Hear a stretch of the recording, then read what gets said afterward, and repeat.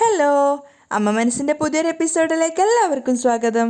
Channel ആദ്യമായിട്ട് കാണുന്നവരാണെങ്കിൽ ഒന്ന് സബ്സ്ക്രൈബ് ചെയ്തിട്ട് ലൈക്ക് ചെയ്യണേ. അങ്ങനെ സിദ്ധാർത്ഥ് വന്നിട്ട് മഹേന്ദ്രനോട് പറയുന്നുണ്ട്, അങ്കിൾ, നമ്മൾ ഇവിടുന്ന് പോയ സമയം നോക്കിയിട്ട് മേഘ നിങ്ങളുടെ പേരിലുള്ള സ്വത്തുക്കൾ മുഴുവൻ ലക്ഷ്മി ആൻറ്റിയെ കൊണ്ട് മേഘയുടെ പേരിലേക്ക് മാറ്റിയിരിക്കുകയാണ്. മഹേന്ദ്രനത് വിശ്വസിക്കാൻ പറ്റുന്നില്ല. നീ എന്തൊക്കെയാണ് സിദ്ധാർത്ഥ് ഈ പറയുന്നത്? കേട്ടത് വിശ്വസിക്കാനാവാതെ മഹേന്ദ്രൻ വീണ്ടും ചോദിക്കുന്നുണ്ട്, ലക്ഷ്മി എന്താ ചെറിയ കുട്ടിയാണോ സ്വത്തുക്കളൊക്കെ മേഘയുടെ പേരിലേക്ക് എഴുതി കൊടുക്കാൻ വേണ്ടിയിട്ട്? ഇതൊക്കെ ആരാ നിന്നോട് പറഞ്ഞത്? അപ്പോൾ സിദ്ധാർത്ഥ് ഗൗരവത്തോടെയാണ് സംസാരിക്കുന്നത്. അങ്കിൾ, ഇത് പെരുമാൾ പറഞ്ഞതാണ് എന്നോട്. അത് കേട്ടത് മഹേന്ദ്രൻ ശരിക്കും ഷോക്കാവുകയാണ്. എന്നിട്ടും മഹേന്ദ്രൻ വിശ്വസിക്കാനാവുന്നില്ല. അപ്പോൾ സിദ്ധാർത്ഥ് പറയുന്നുണ്ട്, സ്വത്തുക്കളൊക്കെ മേഘയുടെ പേരിലേക്ക് മാറ്റി എഴുതിയതിനുള്ള എല്ലാ ഡോക്യുമെൻസും ഇപ്പം എൻ്റെ കയ്യിലുണ്ട്. മഹേന്ദ്രൻ വീണ്ടും തലയാട്ടിക്കൊണ്ട് പറയാണ്, ഇല്ല, അങ്ങനെയൊന്നും സംഭവിക്കില്ല. അപ്പോൾ സിദ്ധാർത്ഥ് തൻ്റെ കയ്യിലിരിക്കുന്ന പേപ്പർ എടുത്തിട്ട് പറയുന്നുണ്ട്, അങ്കിൾ, നിങ്ങളിത് പറഞ്ഞാൽ വിശ്വസിക്കില്ല എന്ന് എനിക്കറിയായിരുന്നു. അതുകൊണ്ടാണ് ഞാൻ ഈ ഡോക്യുമെൻറ്റ്സ് ഒക്കെ എടുത്തു കൊണ്ടുവന്നത്. ഇന്നാ നോക്ക്. തൻ്റെ കയ്യിലിരിക്കുന്ന പേപ്പറുകളൊക്കെ സിദ്ധാർത്ഥ് മഹേന്ദ്രന് കൊടുക്കുന്നുണ്ട്. മഹേന്ദ്രൻ അതൊക്കെ ഓരോന്നോരോന്ന് വായിച്ച് നോക്കുകയാണ്.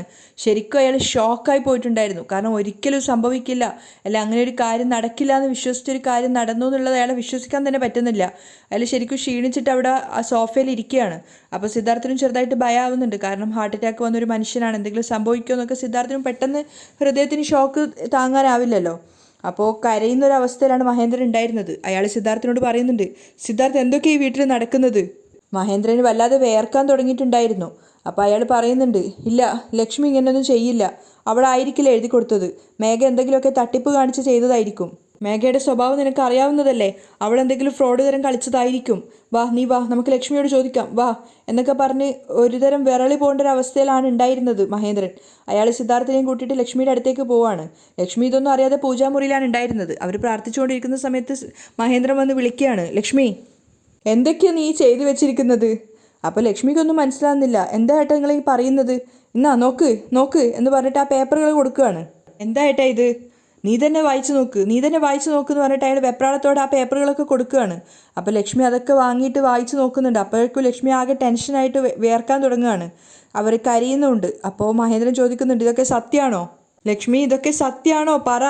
പക്ഷേ ലക്ഷ്മിക്ക് മറുപടി പറയാൻ സാധിക്കുന്നില്ല. അവരിങ്ങനെ കരഞ്ഞുകൊണ്ടേ ഇരിക്കുകയാണ്. മഹേന്ദ്രൻ വീണ്ടും വീണ്ടും ദേഷ്യത്തോട് ചോദിക്കുന്നുണ്ട്, ലക്ഷ്മി, ഇതൊക്കെ സത്യമാണോ പറ. മഹേന്ദ്രൻ ദേഷ്യത്തോടെയാണ് പിന്നീട് സംസാരിക്കുന്നത്, നീയാണ് എല്ലാ സ്വത്തും മേഘയ്ക്ക് എഴുതി കൊടുത്തത്. അപ്പോൾ കരഞ്ഞുകൊണ്ട് ലക്ഷ്മി പറയുന്നുണ്ട്, എല്ലാ സ്വത്തുക്കളും എഴുതി കൊടുത്തിട്ടില്ല, മേഘയ്ക്ക് അവകാശപ്പെട്ടത് മാത്രമേ എഴുതി കൊടുത്തിട്ടുള്ളൂ. ലക്ഷ്മി കരഞ്ഞുകൊണ്ട് പറയാണ്. അപ്പോഴേക്കും ശരിക്കും മഹേന്ദ്രൻ ഷോക്കായിട്ടുണ്ടായിരുന്നു. കാരണം ലക്ഷ്മിയുടെ ഭാഗത്തു നിന്ന് സംഭവിച്ചൊരു വീഴ്ചയല്ല എന്നുള്ളതായിരുന്നു അയാൾ പ്രതീക്ഷിച്ചത്. സിദ്ധാർത്ഥും ആകെ തകർന്നു പോയിട്ടുണ്ടായിരുന്നു. കാരണം ആൻറ്റിയുടെ ഭാഗത്തു നിന്ന് തന്നെ സംഭവിച്ചൊരു വീഴ്ചയാണിത്. അപ്പോൾ മഹേന്ദ്രൻ ദേഷ്യത്തോട് ചോദിക്കുന്നുണ്ട്, എന്നോട് ചോദിക്കാതെ നിന്നോട് ആരാ ലക്ഷ്മി ഇത് ചെയ്യാൻ പറഞ്ഞത്? അപ്പോൾ ലക്ഷ്മി കരഞ്ഞുകൊണ്ട് പറയാണ്, നിങ്ങളിവിടെ ഇല്ലാത്ത സമയത്ത് സ്വത്തുക്കളൊക്കെ എൻ്റെ പേരിൽ എഴുതിത്താ, ഇല്ലെങ്കിൽ ഞാൻ ആത്മഹത്യ ചെയ്യുമെന്ന് പറഞ്ഞിട്ട് മേഘ എന്നെ വല്ലാതെ പേടിപ്പിച്ചു. ലക്ഷ്മിയുടെ ഓരോരോ വാക്കുകളും മഹേന്ദ്രനെ തകർത്തുകൊണ്ടേ ഇരിക്കുകയാണ്. അപ്പോൾ ലക്ഷ്മി പറയുന്നുണ്ട്, ഞാനും വല്ലാതെ ഭയപ്പെട്ടു പോയി. അവളിനി ആത്മഹത്യ ചെയ്യുമെന്ന് പേടിച്ചിട്ട് ഞാൻ അവൾക്ക് ചേരേണ്ട സ്വത്തുക്കൾ മാത്രം, അവൾക്ക് അവകാശപ്പെട്ടത് മാത്രമാണ് അവളുടെ പേരിലേക്ക് എഴുതി കൊടുക്കാൻ പോയത്. എന്നായാലും അവൾക്ക് തന്നെ അവകാശപ്പെട്ടതല്ലേ എന്ന് കരുതിയേട്ടാ. അപ്പോൾ മഹേന്ദ്രൻ പറയുന്നുണ്ട്, നീ അങ്ങനെയാ വിചാരിച്ചത്, പക്ഷെ മേഘ അങ്ങനെയല്ല. അവൾ ഫ്രോഡ് തരം കാണിച്ചിട്ട് എല്ലാ സ്വത്തുക്കളും അവളുടെ പേരിലേക്ക് മാറ്റി. ലക്ഷ്മി കേട്ടത് വിശ്വസിക്കാനാവാതെ കരഞ്ഞുകൊണ്ടേ ഇരിക്കുകയാണ്. മേഘ തന്നെ ചതിച്ചു എന്നുള്ളത് അവർക്ക് വിശ്വസിക്കാൻ സാധിക്കുന്നില്ല. ഇല്ല ഏട്ടാ, ഇല്ല എന്നൊക്കെ പറയുന്നുണ്ട്. അപ്പോൾ കരഞ്ഞുകൊണ്ട് മഹേന്ദ്രനും പറയാണ്, ഇപ്പോൾ എല്ലാ സ്വത്തുക്കളും മേഘയുടെ പേരിലാണ്, ഒരു സെൻറ്റ് സ്ഥലം പോലും നമ്മുടെ പേരിലില്ല. മഹേന്ദ്രൻ സങ്കടത്തോടെ പറയുന്ന കേട്ടപ്പോൾ ലക്ഷ്മി തകർന്നു പോവുകയാണ്. കരഞ്ഞുകൊണ്ട് മഹേന്ദ്രൻ പറയുന്നുണ്ട്, എല്ലാം ഇപ്പം മേഘയുടെ പേരിലാണ്. സിദ്ധാർത്ഥിനും എന്താ പറയേണ്ടതെന്ന് അറിയില്ലായിരുന്നു. അവനും ആകെ ഡെസ്പായി നിൽക്കുകയാണ്. അപ്പോൾ മഹേന്ദ്രൻ പറയുന്നുണ്ട്, എല്ലാ പ്രോപ്പർട്ടിയും നീ തന്നെയാണ് മേഘയുടെ പേരിൽ എഴുതി കൊടുത്തിരിക്കുന്നത്. വിശ്വസിക്കാനാവാതെ ലക്ഷ്മി വീണ്ടും ചോദിക്കുകയാണ്, എന്തൊക്കെയായിട്ടാ ഈ പറയുന്നത്? ഇങ്ങനെയൊക്കെ ചെയ്തത് മേഘയാണെന്നോ? പിന്നെ ആര്? മഹേന്ദ്രനെ നിയന്ത്രിക്കാനാവുന്നുണ്ടായിരുന്നില്ല. അവളെന്താ സാധാരണ ഒരു പെൺകുട്ടിയാണെന്നാണോ നീ വിചാരിച്ചത്? ഒന്നാം നമ്പർ ക്രിമിനൽ. എത്ര പ്രാവശ്യം ഞാൻ നിൻ്റെ അടുത്ത് പറഞ്ഞതാ അവളെ വിശ്വസിക്കല്ലേ വിശ്വസിക്കല്ലേ എന്ന്. മഹേന്ദ്രനെ നിയന്ത്രിക്കാനാവാതെ കരയാണ് അയാൾ. ഇപ്പം എന്തൊക്കെയാണ് അവൾ ചെയ്തു വെച്ചിരിക്കുന്നത് നീ ഒന്ന് നോക്ക്. ഇതാ ഇത്രയും പേപ്പറുകൾ, ഇതിലൊന്നു പോലും വായിച്ചു നോക്കാതെയാണോ നീ ചെയ്തത്? ലക്ഷ്മി ശരിക്കും ഭയന്നിട്ടുണ്ടായിരുന്നു. കാരണം മേഘ അങ്ങനെ ചെയ്തു എന്നുള്ളതും വിശ്വസിക്കാനാവുന്നില്ല. മഹേന്ദ്രന് സമ്മതമില്ലാതെയാണ് ഈ സ്വത്തുക്കൾ ഒപ്പിട്ട് കൊടുത്തതെന്നുള്ളതും അവരെ വല്ലാതെ ഭയപ്പെടുത്തുന്നുണ്ടായിരുന്നു. അവർ കരഞ്ഞുകൊണ്ട് പറയുന്നുണ്ട്, ഞാൻ അവളെ വിശ്വസിച്ചു, അതുകൊണ്ട് ഞാൻ ഒരു പേപ്പർ പോലും വായിച്ചു നോക്കിയില്ല. അയ്യോ, മഹേന്ദ്രന് എന്താ പറയണ്ടേന്ന് അറിയാത്ത അവസ്ഥയിലാണ്. സിദ്ധാർത്ഥും അതേ അവസ്ഥയിൽ തന്നെയാണുള്ളത്. അപ്പോൾ ലക്ഷ്മി കരഞ്ഞുകൊണ്ട് പറയുന്നുണ്ട്, എന്നാലും എന്തിനാ അവൾ എനിക്ക് ഇങ്ങനെ ഒരു ദ്രോഹം ചെയ്തത്? ഇനി പ്രത്യേകിച്ച് ഒന്നും ചെയ്യാനല്ല എന്ന അവസ്ഥയിലാണ് സിദ്ധാർത്ഥ് നിൽക്കുന്നത്. ലക്ഷ്മിയാണെങ്കിൽ പൊട്ടി പൊട്ടി കരയാണ് പേപ്പറും കെട്ടിപ്പിടിച്ചിട്ട്. അപ്പം മഹേന്ദ്രൻ ദേഷ്യത്തോടെ പറയുന്നുണ്ട്, ഇപ്പം കരഞ്ഞിട്ട് എന്താ കാര്യം? അയ്യോ, മഹേന്ദ്രനെ നിയന്ത്രിക്കാനാവുന്നില്ല. അപ്പം അയാൾ സിദ്ധാർത്ഥിനോട് പറയുന്നുണ്ട്, സിദ്ധാർത്ഥ് മേഘ എവിടെയുള്ളതെന്ന് വെച്ചാൽ അവളോട് ഫോൺ ചെയ്തിട്ട് ഇപ്പം തന്നെ ഇങ്ങോട്ടേക്ക് വരാൻ പറയും. ശരി അങ്കിൾ. സിദ്ധാർത്ഥ് മേഘയെ വിളിക്കുന്ന സമയത്ത് അവൾ ഡ്രൈവിങ്ങിലാണ്. എന്താ കാര്യം ചോദിക്കുന്ന സമയത്ത് ഞാനിങ്ങനെ ഓഫീസിലേക്ക് പോവുകയാണെന്ന് പറയുന്നുണ്ട്. എത്രയും പെട്ടെന്ന് നീ ഇങ്ങോട്ടേക്ക് വീട്ടിലേക്ക് വരണം, മഹേന്ദ്ര അങ്കിളിന് നിന്നെ കാണണമെന്ന് പറഞ്ഞു. എന്താ കാര്യം? നീ എവിടെയായാലും പെട്ടെന്ന് വാ എന്ന് പറഞ്ഞിട്ട് സിദ്ധാർത്ഥ് കോൾ കെട്ടുകയാണ്. അപ്പം മേഘ ചിന്തിക്കുന്നുണ്ട്, എന്തിനായിരിക്കും ഇത്ര പെട്ടെന്ന് പോവാൻ പറഞ്ഞത്? സാരമില്ല, പോയിട്ട് നോക്കാം. അവൾ വരാമെന്ന് പറഞ്ഞിട്ടുണ്ട് അങ്കിൾ. മഹേന്ദ്രനും സിദ്ധാർത്ഥും ലക്ഷ്മിയൊക്കെ മേഘയ്ക്ക് വേണ്ടി വെയിറ്റ് ചെയ്യാണ്. അതേസമയം ചന്ദ്രിക അലക്കി അറിയിട്ടുകൊണ്ടിരിക്കുന്ന സമയത്താണ് ആ ഗുണ്ട അങ്ങോട്ടേക്ക് കയറി വരുന്നത്. അയാൾ വന്നിട്ട് ചന്ദ്രികയുടെ പിന്നിൽ നിന്ന് അവളുടെ സൗന്ദര്യം ആസ്വദിക്കുകയാണ്. അയാളുടെ കയ്യിൽ 2 പേപ്പറുകൾ ഉണ്ടായിരുന്നു. അതിങ്ങനെ അയാൾ കൈ പിടിച്ചുകൊണ്ടാണ് വന്നിട്ട് ചന്ദ്രികയുടെ ശരീര സൗന്ദര്യം ആസ്വദിക്കുന്നത്. അപ്പോൾ പെട്ടെന്ന് തിരിഞ്ഞപ്പോൾ ചന്ദ്രിക ഭയന്ന് പോയിട്ടുണ്ടായിരുന്നു അയാൾ പിന്നിൽ നിൽക്കുന്ന കണ്ടിട്ട്. ചന്ദ്രിക ദേഷ്യത്തോട് ചോദിക്കുന്നുണ്ട്, ഇതെന്തിനാ പിന്നിൽ വന്ന് ഇങ്ങനെ ഭയപ്പെടുത്തുന്നത്? അയാൾ ഒന്നും പറയാതെ ചിരിച്ചുകൊണ്ട് ചന്ദ്രികയെ നോക്കുകയാണ്. അപ്പോൾ ചന്ദ്രിക വീണ്ടും ചോദിക്കുന്നുണ്ട്, നിങ്ങൾക്ക് എന്താ വേണ്ടത്? എന്താ ചന്ദ്രിക ഇങ്ങനെ ചോദിക്കുന്നത്? അയാൾ ഒരുമാതിരി കൊഞ്ചിക്കൊഴഞ്ഞ് സംസാരിക്കുകയാണ്. എനിക്ക് എന്താ വേണ്ടതെന്ന് എനിക്ക് അറിയില്ലേ ചന്ദ്രികയെ. ചന്ദ്രിക മകളെ നോക്കുകയാണ്, മലറിനെ നോക്കുകയാണ്. അവളുടെ മുഖമൊക്കെ ആകെ മാറിയിട്ടുണ്ടായിരുന്നു. അപ്പോൾ തൻ്റെ കയ്യിലിരിക്കുന്ന പേപ്പർ കാണിച്ചിട്ട് അയാൾ പറയുന്നുണ്ട്, ഇതെന്താണെന്നറിയോ? നിൻ്റെ ഭർത്താവ് എൻ്റെ കയ്യിൽ നിന്ന് 5 ലക്ഷം രൂപ വാങ്ങിച്ചതിനുള്ള പത്രമാണ്. രണ്ടാമത് വേറൊരു മുദ്രപത്രം കൂടെ കാണിച്ചു കൊടുത്തിട്ട് പറയുന്നുണ്ട്, ഇതെന്താ പത്രം എന്ന് നിനക്ക് മനസ്സിലായോ? ഇത് എൻ്റെ തോട്ടത്തിൻ്റെ മുദ്രപത്രമാണ്. മൊത്തത്തിൽ 10 ഏക്കർ. ഈ 2 പേപ്പറിൽ നിന്ന് ഏതെങ്കിലും ഒരു പേപ്പർ നീ എടുക്കുക തന്നെ വേണം. ഈ 5 ലക്ഷം രൂപ തരാനുള്ള മുദ്രപത്രമാണ് നീ എടുക്കുന്നതെങ്കിൽ എനിക്ക് എൻ്റെ 5 ലക്ഷം രൂപ തിരിച്ചു തരണം. ഇനി അതല്ല, എൻ്റെ ഈ 10 ഏക്കറിൻ്റെ മുദ്രപത്രമാണ് നീ എടുക്കുന്നതെങ്കിൽ പിന്നെ ഈ 5 ലക്ഷം രൂപയുടെ മുദ്രപത്രത്തിൻ്റെ ആവശ്യമേ ഇല്ല. നീ എൻ്റെ തോട്ടത്തിൽ വന്ന് നിൻ്റെ കുട്ടിയോടൊപ്പം അവിടെ തന്നെ താമസിക്കാം. ഞാൻ നിങ്ങളെ 2 പേരെയും നന്നായിട്ട് നോക്കിക്കോളാം. അയാളൊരു വൃത്തികെട്ട ചൊവ്വയോടെയാണ് സംസാരിക്കുന്നത്. ചന്ദ്രയ്ക്ക് നിയന്ത്രിക്കാനാവാത്ത ദേഷ്യം വരുന്നുണ്ടായിരുന്നു. അവൾ പറയുന്നുണ്ട്, മര്യാദയ്ക്ക് ഇതൊക്കെ എടുത്തിട്ട് ഇവിടുന്ന് പൊയ്ക്കോ. ഇങ്ങനെയുള്ള ചിന്തയും വെച്ചിട്ട് ഇങ്ങോട്ടേക്ക് വന്നാൽ എന്താ സംഭവിക്കാമെന്ന് എനിക്ക് പറയാൻ പറ്റില്ല. അത് കേട്ട് അയാൾ പൊട്ടിച്ചിരിക്കുകയാണ്. എന്നിട്ട് പറയുന്നുണ്ട്, എനിക്ക് ഈ പറയുന്നത് അപ്പം തന്നെ അനുസരിക്കുന്ന ആൾക്കാരെ തീരെ ഇഷ്ടമല്ല. ഇതാ നിന്നെപ്പോലെ ഇങ്ങനെ ദേഷ്യത്തോടെ സംസാരിക്കുന്ന പെൺകുട്ടികളെ നല്ല ഇഷ്ടമാണ്. മകളുടെ മുന്നിൽ വെച്ചിട്ട് അങ്ങനെയുള്ള സംസാരങ്ങളൊക്കെ അയാൾ സംസാരിച്ചപ്പോൾ ചന്ദ്രയ്ക്ക് വല്ലാത്ത ഷെയിമായിട്ട് തോന്നുകയാണ്. അവളിങ്ങനെ നാണക്കേടോടെ നിൽക്കുന്നുണ്ട്. അപ്പോൾ അയാൾ പറയാണ്, അതുകൊണ്ട് എനിക്ക് നിന്നെ വല്ലാതെ ഇഷ്ടപ്പെട്ടു ചന്ദ്രിക. ചന്ദ്രിക വെറുപ്പോടെ അയാളെ നോക്കിക്കൊണ്ട് നിൽക്കെ അയാൾ ആ വീട്ടിൻ്റെ അകത്തേക്ക് പോവുകയാണ്. എന്നിട്ട് ആ 2 പേപ്പറുകളും അവിടെ ടേബിളിൻ്റെ മുകളിൽ വെച്ചിട്ട് ആ വീടൊക്കെ ഒന്ന് ചുറ്റി നോക്കുന്നുണ്ട്. പുറത്തു വന്നതിന് ശേഷം ചന്ദ്രികയോട് പറയാണ്, ചന്ദ്രിക ആ 2 പേപ്പറുകളും നിൻ്റെ ടേബിളിൻ്റെ മുകളിൽ വെച്ചിട്ടുണ്ട്. ഇനി തിരക്ക് പിടിക്കാതെ സമാധാനത്തോടെ ആലോചിക്ക്. 2 പേപ്പറിൽ നിനക്ക് ഏത് വേണമെങ്കിലും എടുക്കാം. ഇനി കടം തരാനുള്ള പേപ്പറാണ് നീ എടുക്കുന്നതെങ്കിൽ തീർച്ചയായിട്ടും നീ എൻ്റെ കടം വീട്ടണം. ഇനി തോട്ടത്തിൻ്റെ മുദ്രപത്രമാണ് നീ എടുക്കുന്നതെങ്കിൽ പിന്നെ നീ എനിക്ക് കടം തരേണ്ട ആവശ്യമേ ഇല്ല. ഞാൻ നിൻ്റെ മുന്നിൽ വന്നിട്ട് എനിക്ക് പണം തരാനുണ്ടെന്ന് യാചിക്കുകയേ ചെയ്യില്ല. നീയും നിൻ്റെ മോളും എൻ്റെ തോട്ടത്തിൽ വന്ന് താമസിച്ചാൽ മാത്രം മതി. ഞാൻ നിങ്ങളെ പൊന്നു പോലെ നോക്കും. ചന്ദ്രിക ആകെ വെറുപ്പോടെ അയാളെ നോക്കി നിൽക്കുമ്പോൾ അയാൾ മലറിനെ നോക്കുന്നുണ്ട്. മലരൊന്നും മനസ്സിലാവാതെ അവരെ 2 പേരെയും മാറി മാറി നോക്കുകയാണ്. അപ്പോൾ അയാൾ ചിരിച്ചുകൊണ്ട് മലറിനോട് ചോദിക്കുകയാണ്, എന്താ മലർ, കളിക്കുകയാണോ മോള്? കളിച്ചോ. നീയും നിൻ്റെ അമ്മയും എൻ്റെ തോട്ടത്തിലേക്ക് വന്നോട്ടോ. ഇതുപോലെ അവിടെ കളിക്കാൻ ഒരുപാട് സ്ഥലമുണ്ട് മോളെ. ഞാനും നിനക്ക് കളിക്കാൻ വേണ്ടിയിട്ട് ഒരുപാട് ബൊമ്മകളൊക്കെ വാങ്ങിത്തരാം. എന്താ ചന്ദ്രിക? ചന്ദ്രികയുടെ മുഖത്ത് നോക്കി അയാൾ ഒരു വൃത്തിയായിട്ട രീതിയിൽ ചിരിക്കുകയാണ്. ചന്ദ്രികയാണെങ്കിൽ നാണക്കേടോടെ തലതാഴ്ത്തുന്നുണ്ട്, അപമാനിക്കപ്പെട്ടൊരവസ്ഥയിൽ. അപ്പോൾ അയാൾ പറയുന്നുണ്ട്, തോട്ടത്തിൻ്റെ മുദ്രപത്രമാണോ അതോ കടത്തിൻ്റെ മുദ്രപത്രമാണോ എന്ന് നീ തന്നെ തീരുമാനിച്ചോളൂ. അയാൾ 2 പേരെയും മാറി മാറി നോക്കിയതിന് ശേഷം കാറിലേക്ക് കയറാൻ പോവുകയാണ്. സീറ്റിൽ കയറിയ ശേഷവും അയാൾ ചന്ദ്രികയെ തന്നെ വൃത്തിയായിട്ടൊരു രീതിയിൽ നോക്കി നിൽക്കുന്നുണ്ട്. ആ സമയത്തൊക്കെ ചന്ദ്രികയുടെ കണ്ണ് നിറയാണ്.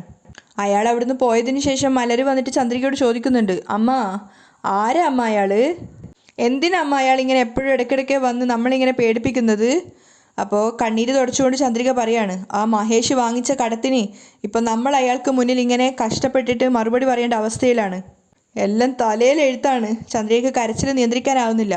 അപ്പോൾ മലര് ചോദിക്കുന്നുണ്ട്, നമ്മൾ എന്തിനാ അമ്മ ഇങ്ങനെ കഷ്ടപ്പെട്ട് ഇവിടെ ജീവിക്കുന്നത്?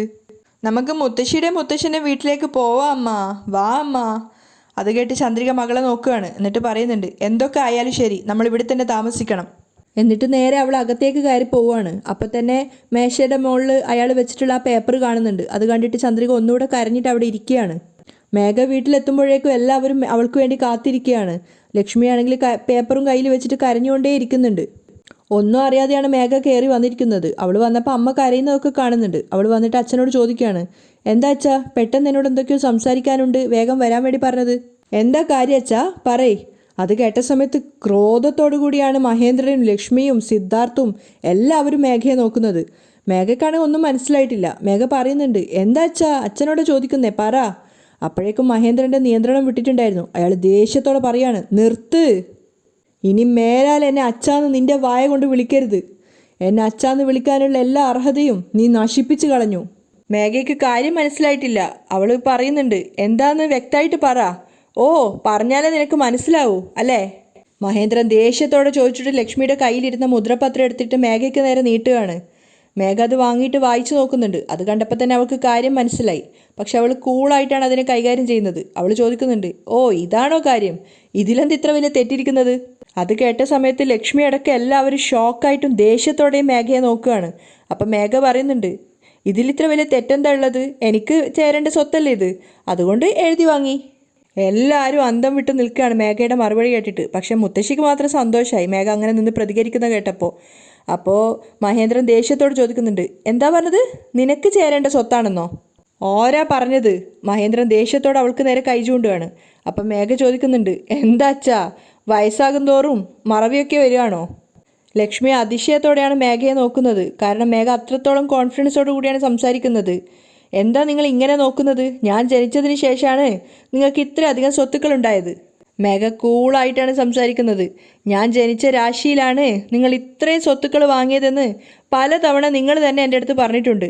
അത് കേട്ട സമയത്ത് മഹേന്ദ്രന് പുച്ഛം തോന്നുകയാണ്. ചി. മേഘയുടെ മാറ്റം ശരിക്കും ലക്ഷ്മിയാണ് ദേഷ്യം പിടിപ്പിക്കുന്നുണ്ടായിരുന്നത്. അവർ ദേഷ്യത്തോടെയാണ് മേഘയെ നോക്കിക്കൊണ്ടിരിക്കുന്നത്. അപ്പം മേഘ പറയുന്നുണ്ട്, അപ്പോൾ പിന്നെ എനിക്ക് ചേരേണ്ട സ്വത്തുക്കളൊക്കെ, എൻ്റെ രാശി കൊണ്ട് കിട്ടിയ സ്വത്തുക്കളൊക്കെ എൻ്റെ പേരിലേക്ക് മാറ്റിയതിൽ എന്താ ഇത്രമാത്രം തെറ്റുള്ളത്? മഹേന്ദ്രൻ ദേഷ്യത്തോടെ മേഘയെ നോക്കി നിൽക്കുകയാണ്. അതിനേക്കാളേറെ ദേഷ്യം ഉണ്ടായിരുന്നു ലക്ഷ്മിക്ക്. അപ്പം മേഘ അച്ഛനോട് പറയുന്നുണ്ട്, നിങ്ങൾ ആരംഭിച്ച ഓരോ കമ്പനിക്കും എൻ്റെ പേരാണ് വെച്ചിരിക്കുന്നത്. നിങ്ങൾ വാങ്ങിച്ചിട്ടുള്ള കോംപ്ലക്സ്, ബിൽഡിംഗ് എല്ലാത്തിനും എൻ്റെ പേരാണ് വെച്ചിട്ടുള്ളത്. മുത്തശ്ശിയും മേഘയെ സപ്പോർട്ട് ചെയ്തുകൊണ്ടേ പിന്നിൽ തന്നെ നിൽക്കുന്നുണ്ട്.